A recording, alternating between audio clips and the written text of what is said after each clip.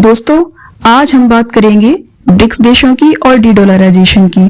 क्या यह वैश्विक वित्तीय प्रणाली को बदल सकता है? आइए समझते हैं कि ब्रिक्स देशों ने कैसे डॉलर के विकल्प के रूप में एक नई मुद्रा बनाने की दिशा में कदम बढ़ाया है। ब्रिक्स का गठन ब्राजील, रूस, भारत, चीन और दक्षिण अफ्रीका द्वारा किया गया था। हाल ही में ईरान, मिस्र, इथोपिया और संयुक्त अरब अमीरात जैसे नए सदस्य भी जुड़ गए हैं। ब्रिक्स अब वैश्विक दक्षिण देशों के लिए एक महत्वपूर्ण मंच बन चुका है। डी-डॉलराइजेशन का मतलब है डॉलर को अंतर्राष्ट्रीय वित्तीय लेन देन के प्राथमिक मुद्रा के रूप में बदलना। क्या आप जानते हैं कि ब्रिक्स देशों ने डॉलर के बिना व्यापार बढ़ाने के लिए क्या कदम उठाए हैं? रूस, जो कि वर्तमान में ब्रिक्स का अध्यक्ष है, उसने सदस्य देशों के बीच राष्ट्रीय मुद्राओं में व्यापार को बढ़ावा देने के लिए कई योजनाएं बनाई हैं।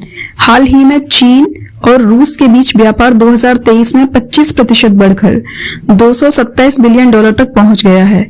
इस व्यापार का 90% रुपए और युआन में हुआ है। चीन ने हाल ही में 53.3 बिलियन डॉलर के अमेरिकी ट्रेजरी बॉन्ड्स को बेचा है, जो इसकी डी-डॉलराइजेशन की दिशा में एक महत्वपूर्ण कदम है। मार्च 2024 में चीन के 52.9% भुगतान रेनबिन्वी में किए गए, जबकि केवल 42.8% अमेरिकी डॉलर में। भारत और मलेशिया ने हाल ही में यह ऐलान किया है कि वे अपने व्यापार को भारतीय रुपए में निपटाने के लिए आगे बढ़ रहे हैं। भारत पहले से ही रूस के साथ अपनी ऊर्जा व्यापार में रुपए और रूबल का उपयोग कर रहा है। आसियान वित्त मंत्रियों ने भी स्थानीय मुद्राओं में व्यापार करने के लिए कदम उठाने की चर्चा की है। यह संकेत देता है कि देशों ने अमेरिकी डॉलर पर निर्भरता कम करने का निर्णय किया है। ब्रिक्स देशों ने अपनी एक मुद्रा बनाने की योजना बनाई है, जिससे वे वैश्विक वित्तीय प्रणाली में अपनी स्वतंत्रता बढ़ा सकें।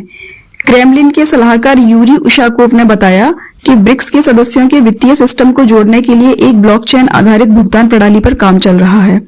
यदि यह ब्रिक्स मुद्रा सफल होती है तो यह वैश्विक दक्षिण देशों के लिए एक नया आर्थिक मंच प्रदान कर सकता है। इससे अमेरिकी डॉलर की वैश्विक स्थिति कमजोर हो सकती है और देशों को अधिक स्वतंत्रता मिलेगी।